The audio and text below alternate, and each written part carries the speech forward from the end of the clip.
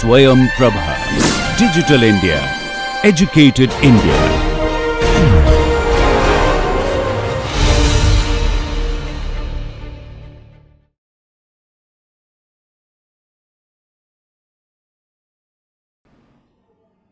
Okay, so yesterday we saw, after the one-sided preferences that you have seen in Meghna's lectures so far, so now we will again get back to the two-sided preferences which I was considering.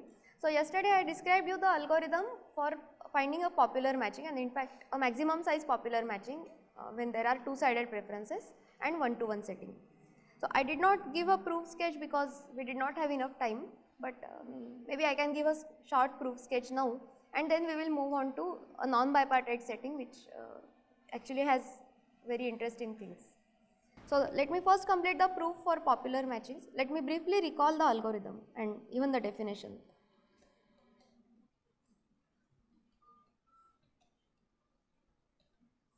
So we said that, so here we have two-sided preferences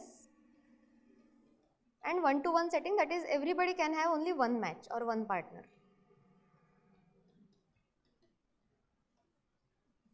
So M is more popular than N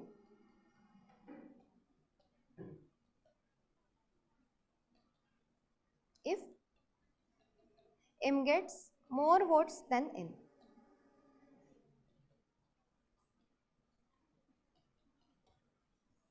And we say that M is popular if no other matching gets more votes than M.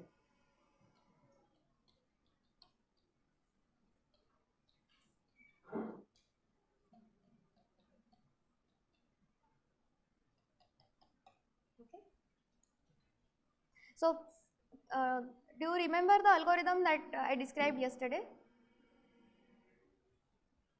So what was the main part of the algorithm?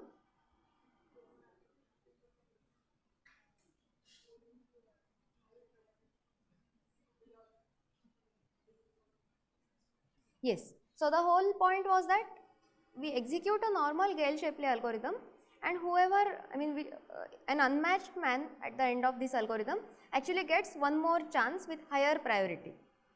Okay. So let me just briefly recall this algorithm.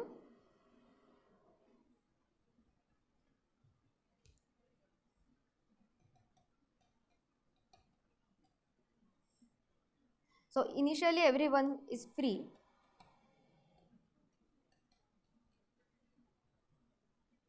and we put all men in a queue,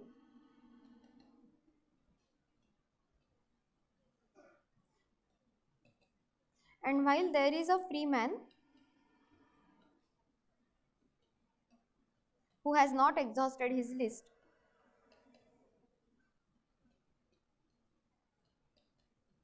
so free man, let's say A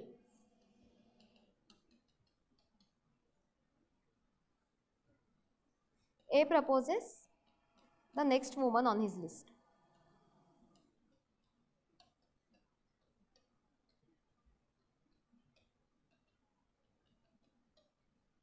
And let's say this woman is B.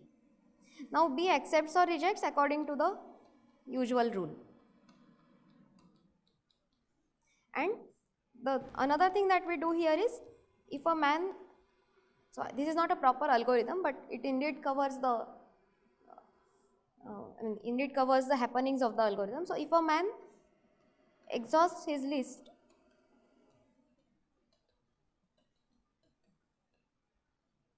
with normal priority, so if a man A exhausts his list with normal priority, A star is put into queue.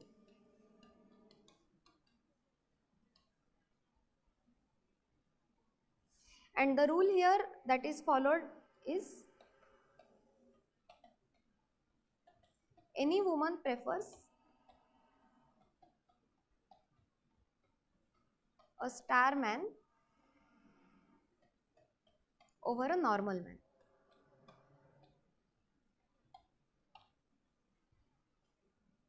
And Needless to say, between two star men or two normal ones,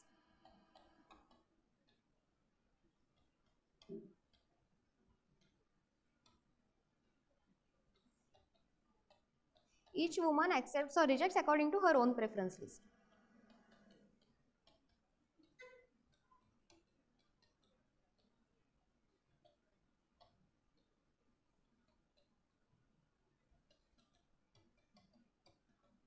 Okay. So, anything that is not clear about the algorithm?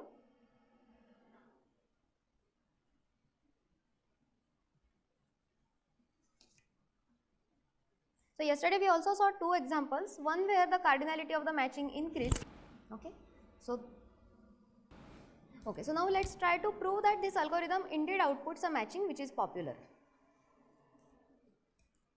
So, suppose M is the output of the algorithm.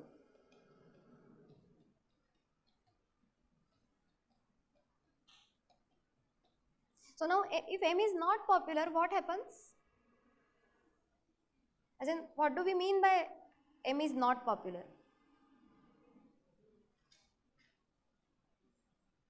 Or if I give you a matching, how do you show me that it is not popular?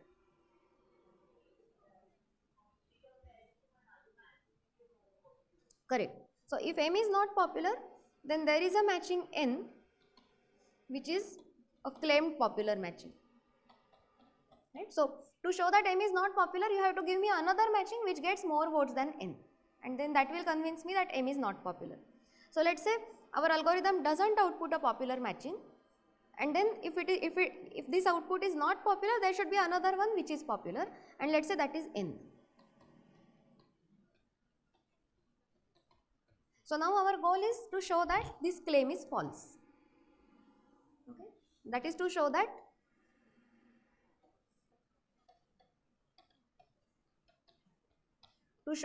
N cannot get more votes than M. That means there is no claimed popular matching which is more popular than M.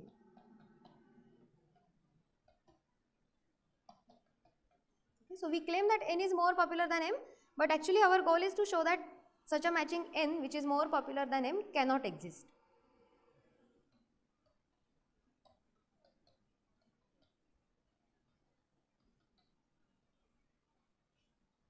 So, let us see how to do that. So, I will not write stars because every man gets a partner either with normal priority or with higher priority. Right. So, it does not happen that a man gets two partners, one with normal and one with higher one. So, are you convinced about that? If a man does not get a partner with normal priority, only then he gets a higher priority, then he may or may not get a partner. But it cannot happen that a man gets two partner, two with different priorities. So, let us look at this set of men A and this set of women B.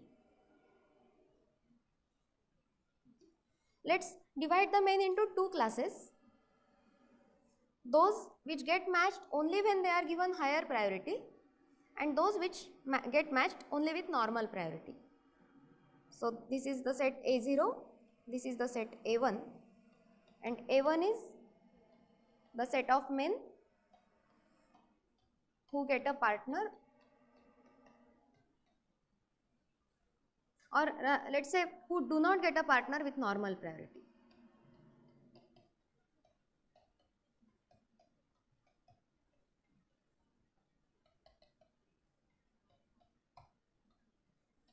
And hence they actually acquire the star status.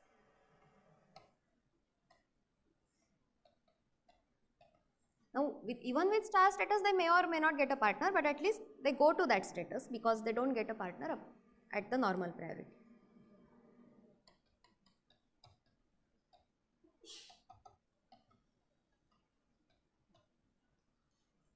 And A0 is the set of men who do get a partner with normal priority.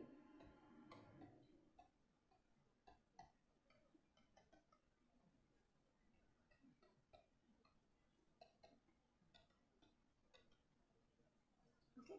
Now, depending on this setting, this classification A1 and A0, note that every man has to be either in A0 or in A1, because every man either gets a partner with normal priority or acquires the star status.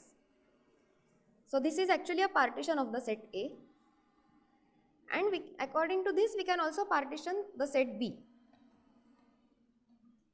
So B1 is the set of women matched to men with star status.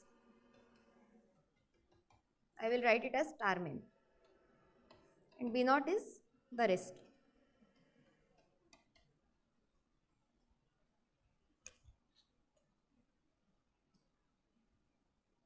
So first convince yourselves that everybody has to belong to one of these sets, and exactly one of these.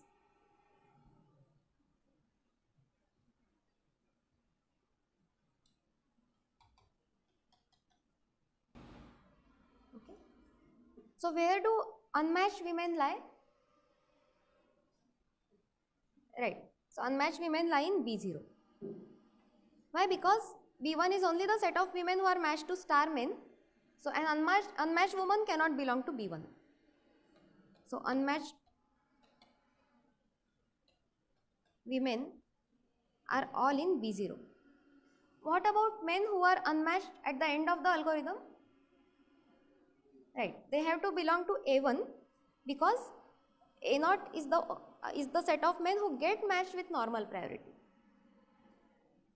So an unmatched man will go to first star status, and then if he still exhausts his list, he will remain unmatched. So all unmatched men are in A1.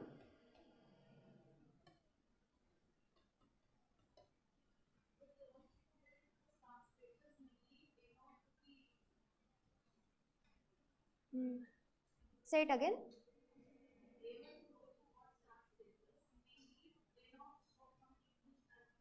But then whoever is unmatched with normal priority, the algorithm gives higher priority to that person as well.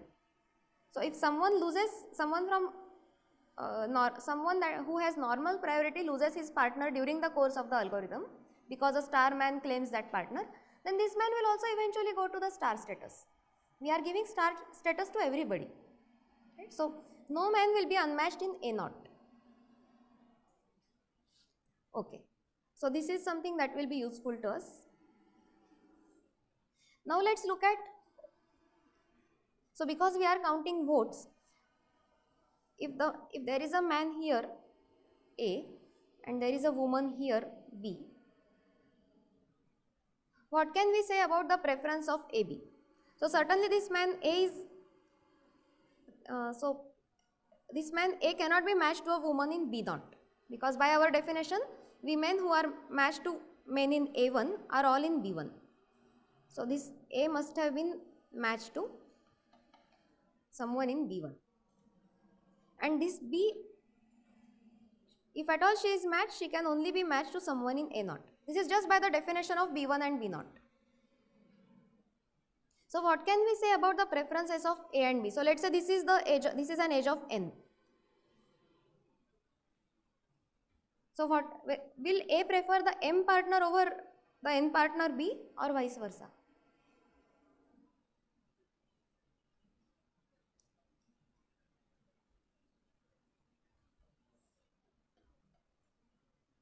So the question is, can A prefer B over his M0 part, over his M partner? Let's say this M partner is B prime and this one is A prime.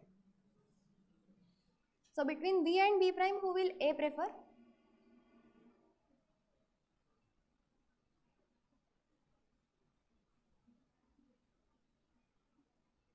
So B prime, so why?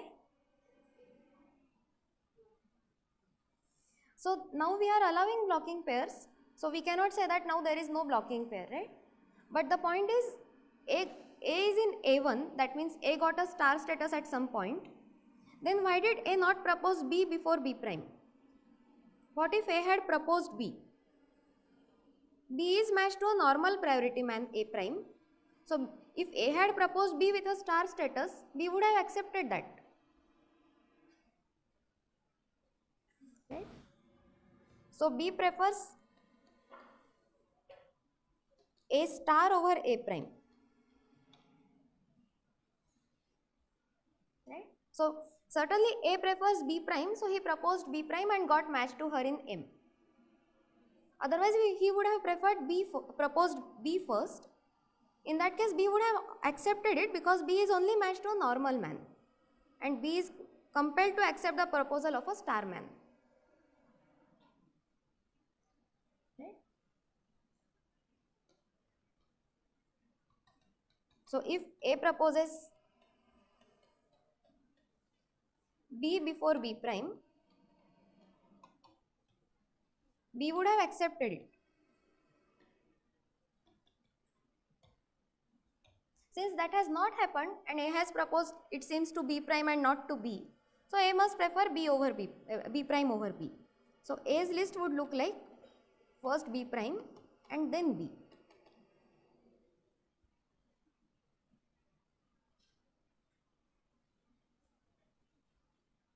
Okay. What about B? So A is in A1 indicates that A got a star status in the algorithm. So A must have proposed B with normal priority and B must have rejected him. But then B is matched to A prime here with normal priority. So between normal priority men, what should B's list be? Since A had to go to star status, that means A remained unmatched. Everybody on A's list rejected him with normal priority. So B must be preferring A prime more than A.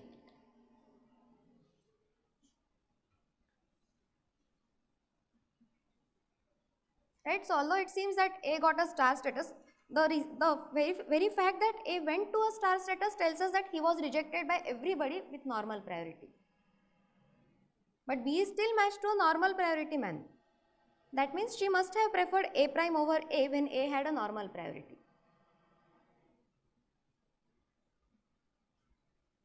Which tells us that B prefers A prime more than A.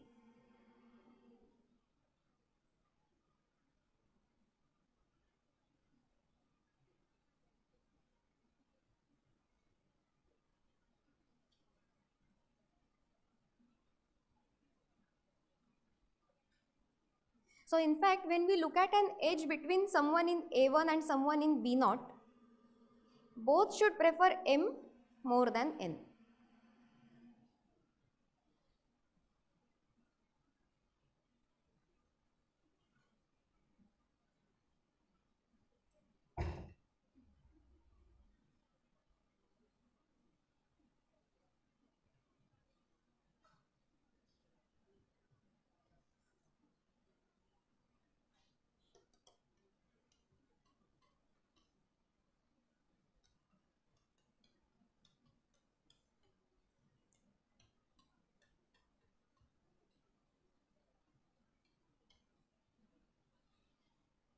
So is it clear?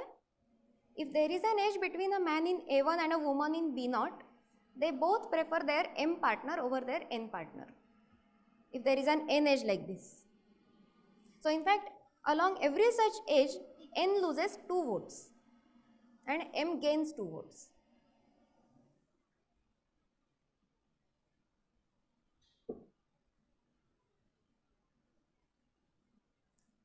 So this is our classification A1, A0 and B1, B0. We know that edges of M are only between A1, B1 or between A0, B0. But edges of N can be of any form. In particular, they may be from A1 to B0, in which case N loses 2 votes from both of its endpoints. Otherwise, they can be from, they can of course be between A0, B0 or between A1, B1. And otherwise, they could be of this form, B1 and A0. So this could also be an N edge. Now what can we say about the endpoints of this edge?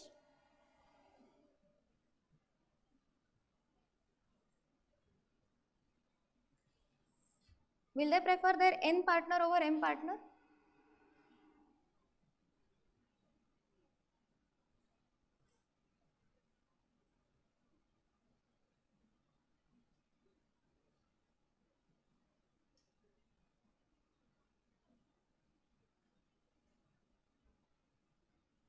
So that is in fact quite possible, because a woman goes to B1.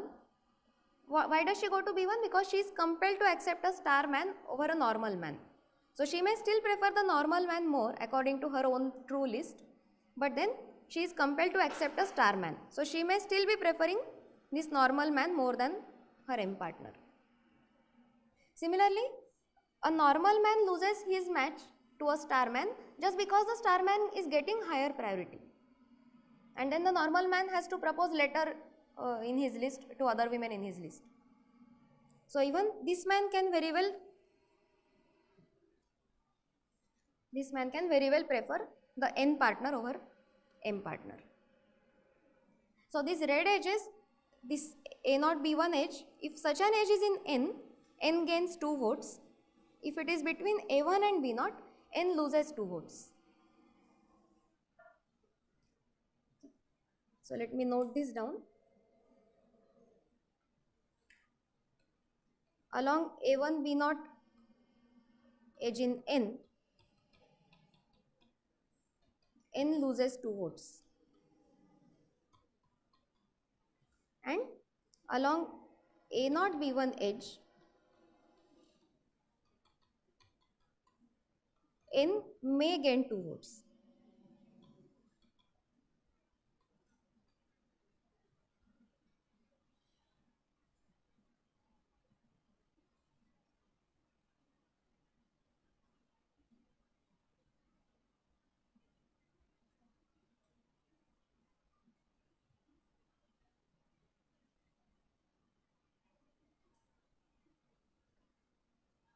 Yes?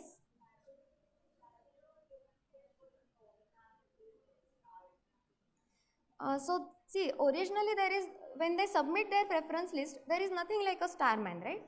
So see, let me recall that example. So let me quickly recap that example. We had two men. A1 had B1, B2. A2 had only B1. B1 had A1, A2, and B2 had only A1. So what was our stable matching? Yes, only A1, B1. So this was our stable matching.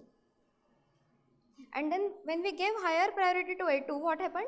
B2 was compelled to accept A2's proposal because he got a star status. So A2 star proposed B1, now B1 accepted this, and then A1 went ahead in his preference list and proposed B2.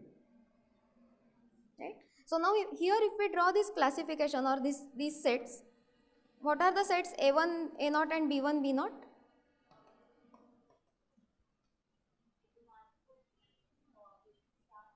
Yes. So let me just omit the star and put A2.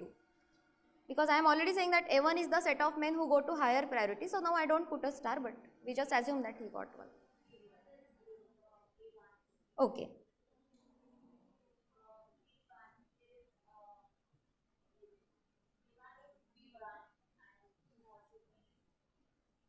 And B2 is matched to a normal man. So B2 is in B0. So now you see the preferences, right? So this is an edge in the new matching. And then these are the M edges. This is an M edge, this is an M edge. Right? So if a matching N, which is a claimed popular matching, contains this edge A1, B1, A1 also prefers B1 more than B2. Look at these lists. And B1 also prefers A1 more than A2. So she was forcefully compelled to accept a proposal from a star man. But her list is not like that. Right?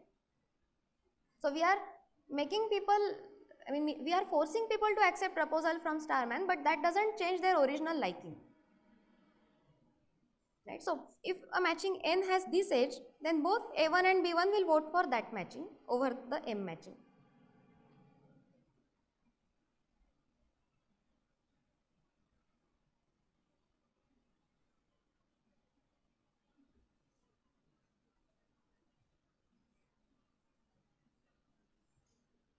Okay.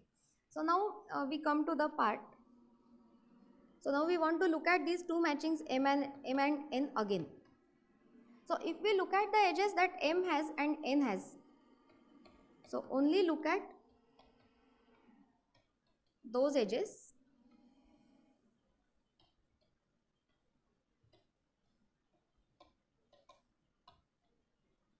which are present exactly in M or in N.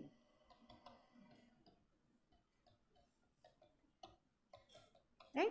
Because those who get the same match in both M and N, they are not going to vote for either of the two matchings. So we are not interested in them. Those who are not matched in either of the two, they are also not going to vote for either of the two matchings. So we are only interested in those edges which are exactly either in M but not in N, or they are in N but not in M. So how will this set of edges look like? So suppose this is an M edge.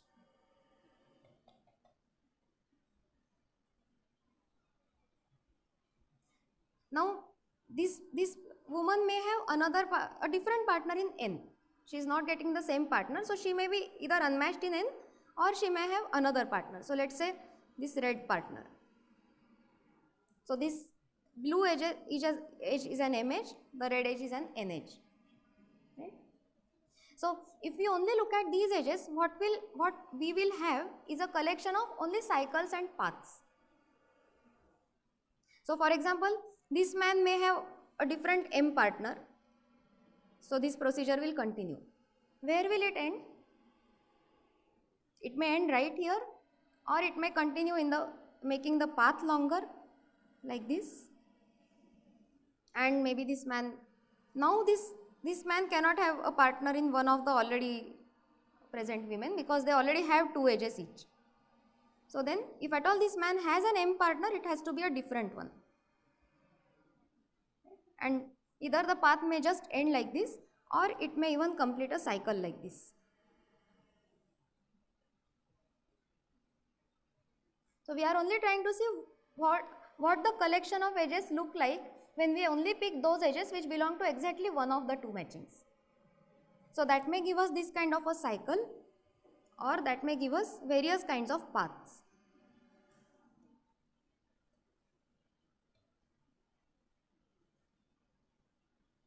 So this is one kind of path. What is another kind of path? So this kind of path, I mean, it starts at a man and ends at a man. So what this path means is that this man doesn't have an N partner, this man doesn't have an M partner, or there could be a different kind of path of this kind.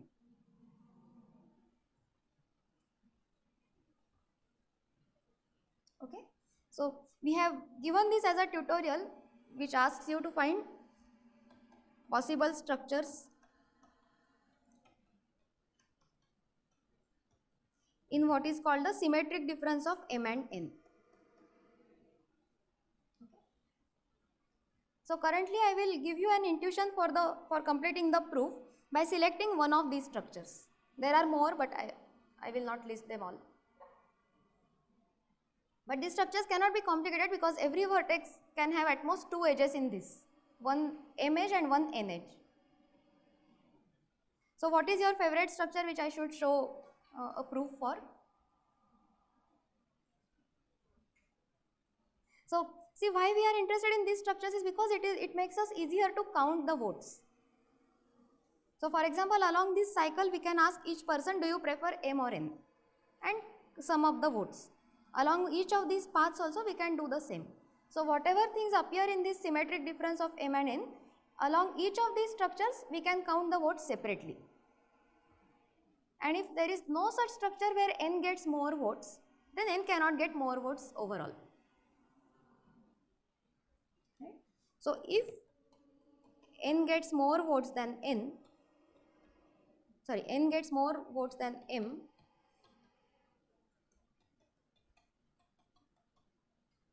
it has to get more votes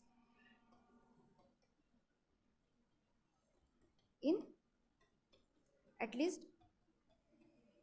one of the cycle or paths in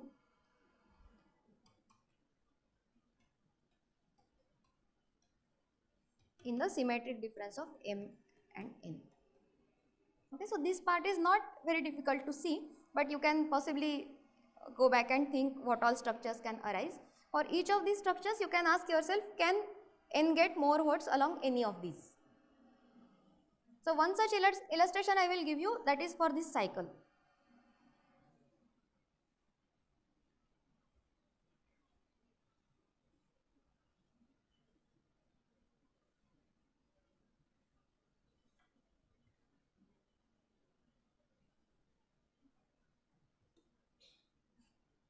So this I leave as exercise. List out the possible structures and show this.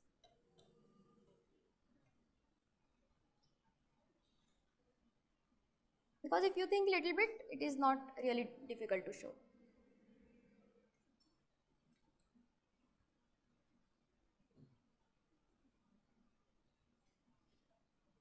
So looking at this symmetric difference is a very standard thing in matchings, and it will be used again and again if you look at matching literature.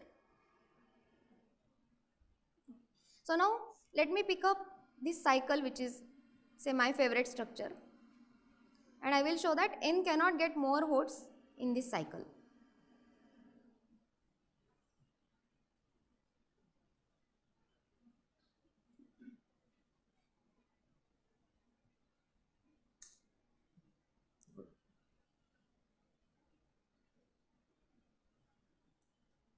So any questions so far?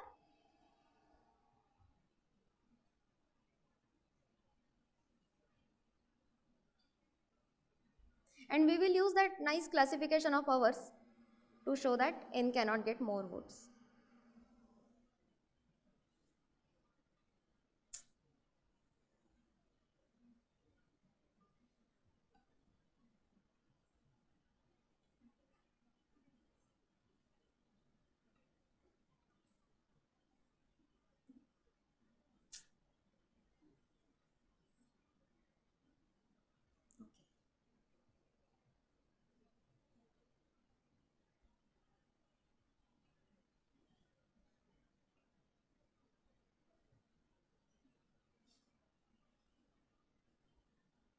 Okay, good. So I have successfully copied it. This diagram I should redraw. Okay, so let's look at this cycle and let's see how it looks when we look at our classification.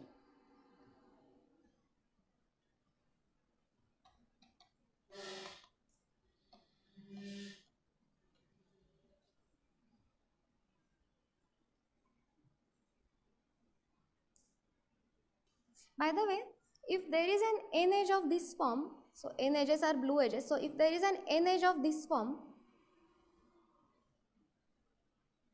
can it happen that both these people vote for N? So A double prime and B double prime. So can it happen that both A double prime and B double prime vote for N? Why not? Yes, so although our overall matching M is not a stable matching and we can't talk about blocking pairs, M is very much stable within the part A1 B1 and also within the part A0 B0, because between two star men or two normal men, the proposal rejection exactly goes like Gale-Shapley algorithm. So if you just look at the matching edges between, as in N edges between A1 B1 or between A0 B0, N cannot hope to get two more votes. If it can get one vote, it has to lose the other vote. So if N wants to get more votes, the only possibility for N is along these A0 B1 edges. Right? So once again, for the possible types of N edges are A1 B1. Here N can get at most 0 votes. It could be between A0 B0, in which case also N can get at most 0 votes. When I say 0, I mean compared to M. So on every such edge between A1 and B1 that N has, either both will prefer their M partner or at most one can prefer their N partner. So the votes N gets here is less than or equal to 0. Here also it is the case. Between A1 and B0, we said N has to lose 2 votes. So this here in fact N gets minus 2 votes, because these two people prefer M partners. And only between A0 and B1, n can get 2 votes.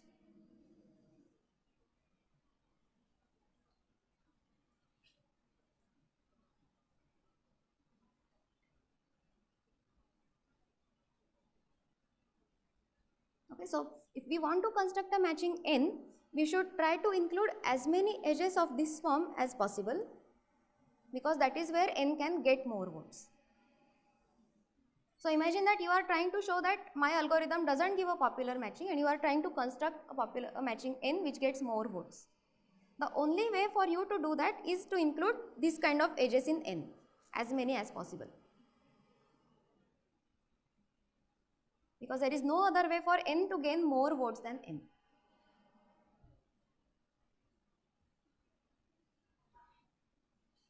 So any questions so far?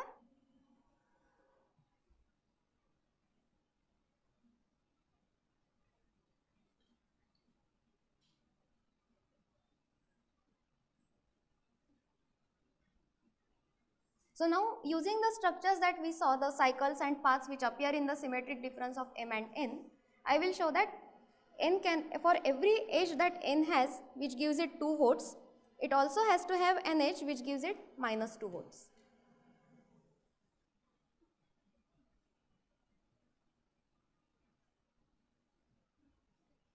Okay. So how will these matchings go? So m is the blue matching without loss of generality. So see, we are talking about this cycle. If this cycle is completely in A1 B1 or completely in A0 B0, it cannot have an A0 B1 edge. So to have an A0 B1 edge, this cycle has to span across the top and the bottom. So let's start with top. So suppose an m edge goes like this, and to gain more votes, you will put an n edge like this where n gets 2 votes. Okay. Now next edge you have to take is an m edge, because this person cannot have 2 n edges. So next one is an m edge which has to go to B0. Well, you can possibly have one more n edge, but you won't get a vote, an extra vote along it. And you can continue like this. So again the m edge has to lie in B0. So how do you go up and complete the cycle here?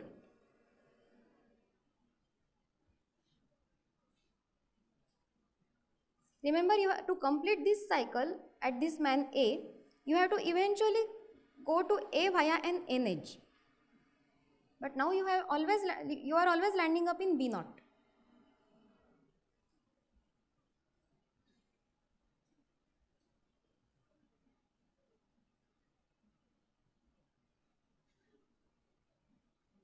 So there is no option for you for completing this cycle except to take this B0 A1 edge.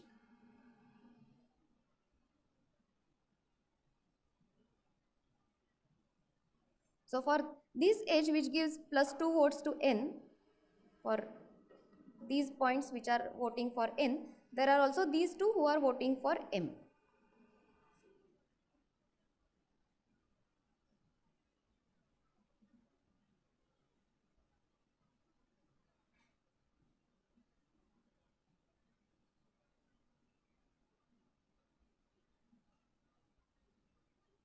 Essentially, I mean, I will leave it to you to complete the argument for every structure and so on. But what one wants to prove is that using the partition A1 A0 and B1 B0, show that for every A0 B1 edge in n,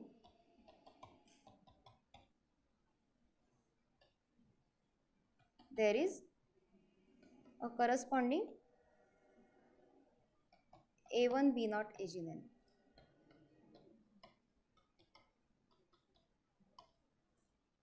So the 2 votes that n gets along this edge are actually lost here.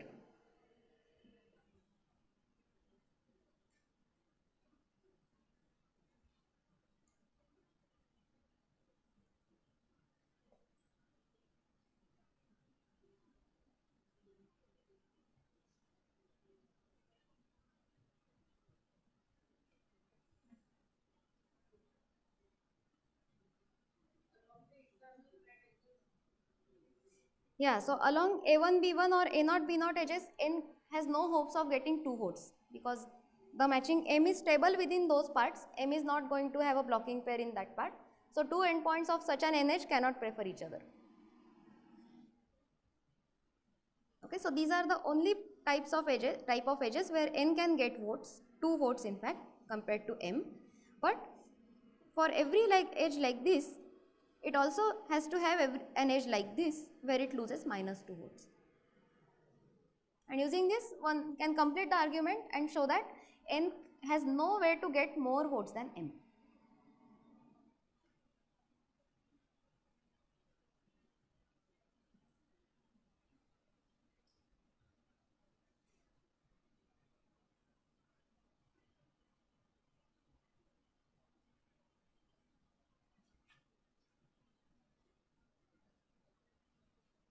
Okay, so this argument needs to be completed, but essentially I have given the crux of it.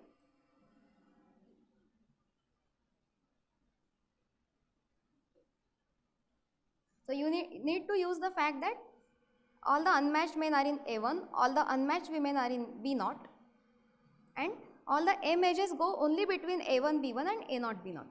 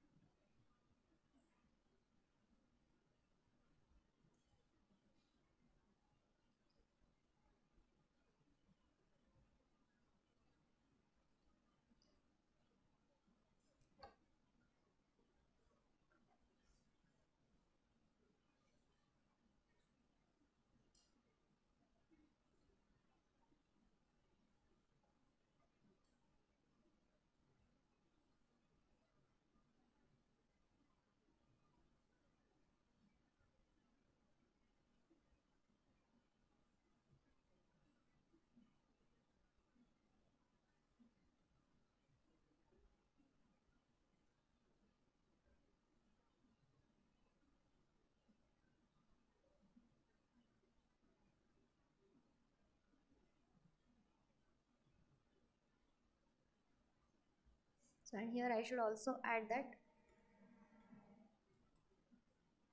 and the structures or components of M symmetric difference.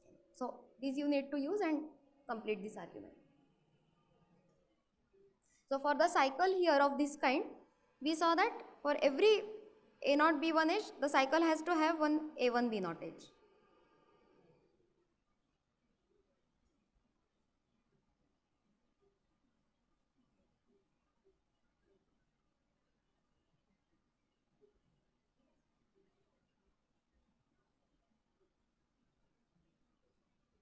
So with this, I will stop the sketch of this proof, and so this is the last lecture that I am giving. I want to go from the bipartite model to non-bipartite one and show some interesting things there.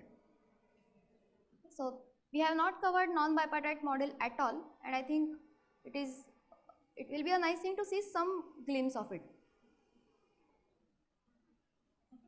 So if at all you have lost in this proof, this is the point where you can come back and we will start afresh with a new topic.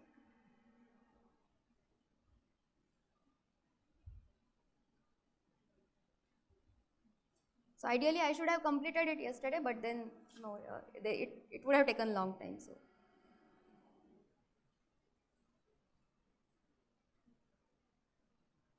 So now this is stable matchings in non-bipartite setting.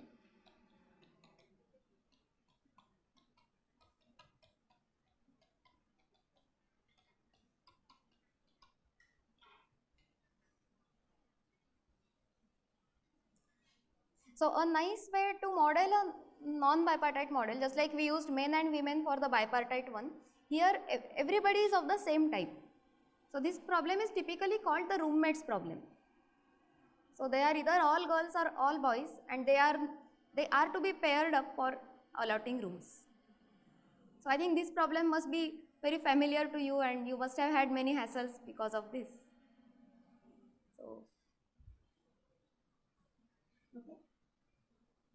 So again, what is stable matching here? The definition remains the same. that if you find a matching or if you find a pairing of people, no two of them should want to pair up with each other over their current partners. Okay. So let me write down that this is roommates problem.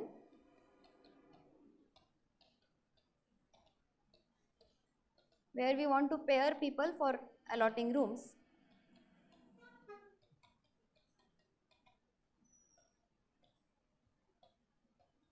Such that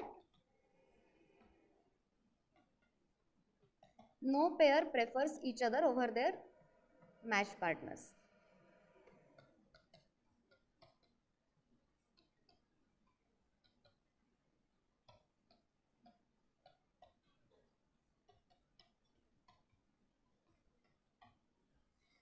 Okay, so I will give you a small example, and as a warm up, tell me what a stable matching there is.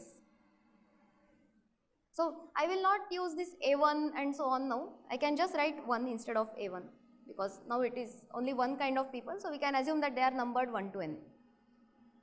So this is person 1, and here also they have preference list, of course. So 1 has the preference list 2, 3 and 4. We will assume complete lists just to simplify matters. So 1 has 2, 3, 4, 2 has 3, 1, 4, 3 has 1, 2 and 4. It seems 4 is not liked by anybody, and 4 has suppose 1, 2, 3. So can you observe the small instance and tell me what a stable matching here is?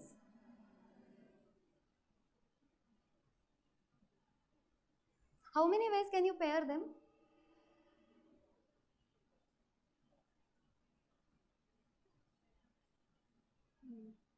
Sorry? Why do you say 12? So one can have possibly 3, one has 3 potential partners, but once you give a partner to one, the other 2 get decided. Yes.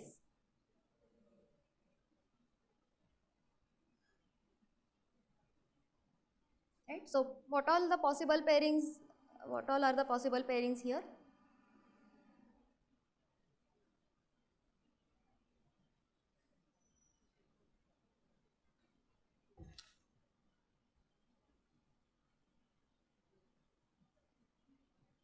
Say it again. Correct. So let's show this pairing using these blue circles. So if the colors are not visible, tell me, because I say green, red and so on, but if they are not visible here, it doesn't make sense. So 1, 4 and 2, 3 is one such pairing. So obviously if 2 gets 3, 3 gets 2 and 4 gets 1. So is this stable?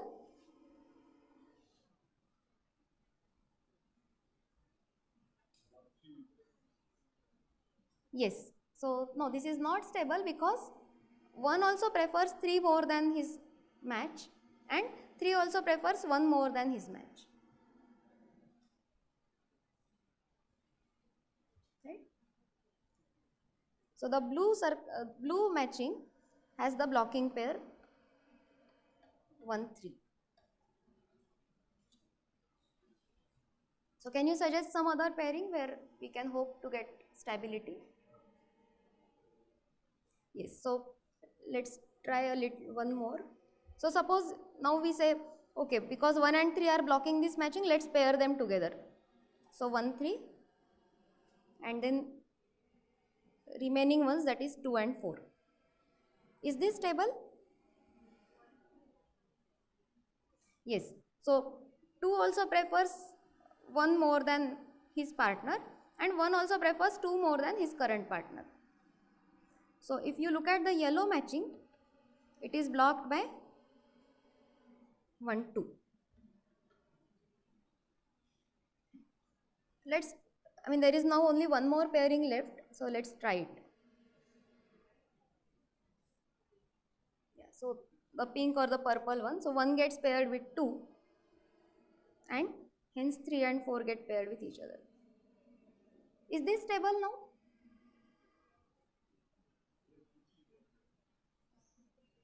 Yes. So now if you look at the pink partners, then 2 also likes 3 more than 1 and 3 also likes 2 more than 4. So even this pink one has a blocking pair 2, 3.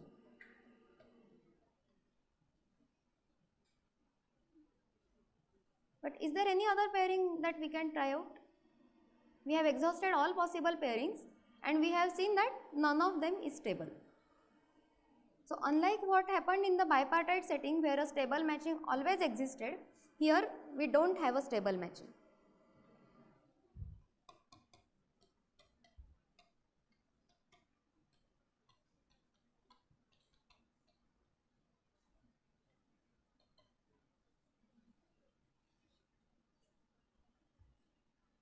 Right? So this is rather a bad news, because if someone is trying to pair up people for allotting rooms, that person cannot avoid complaints.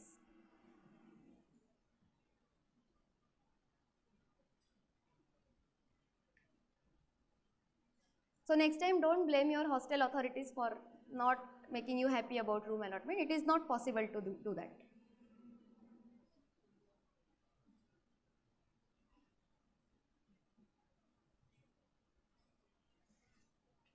But yeah, is that always the case? As in, this may not be the case, right? Because for example, if 1 and 2 both have each other as first choice, that matching will be a stable one. So let's look at one more such example.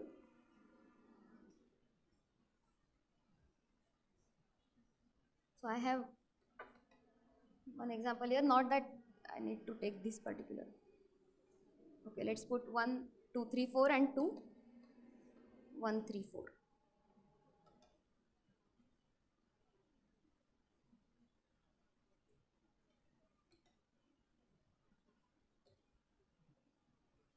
Now can you, in this new example, can you give me a stable matching?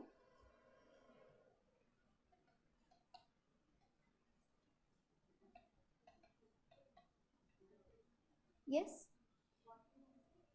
Correct. So let's see. Here I give 1, I pair up 1, 2 and then naturally 3, 4 are paired up with each other. Clearly there is no blocking pair now, because neither 1 nor 2 are willing to participate in a blocking pair. So 3 has got a partner 4 here, although 3 likes 2 and 1 more than 4, that is his current partner. 1 and 2 don't like 3 more than their current partner, so there is no blocking. So this matching, the one indicated by these blue circles, is indeed stable.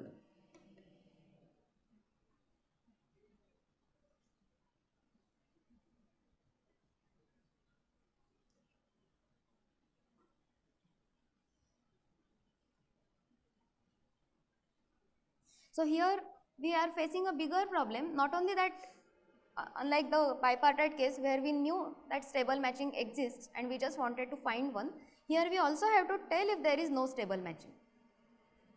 So let's see how we can possibly find it, and otherwise we have to also tell that it is not there.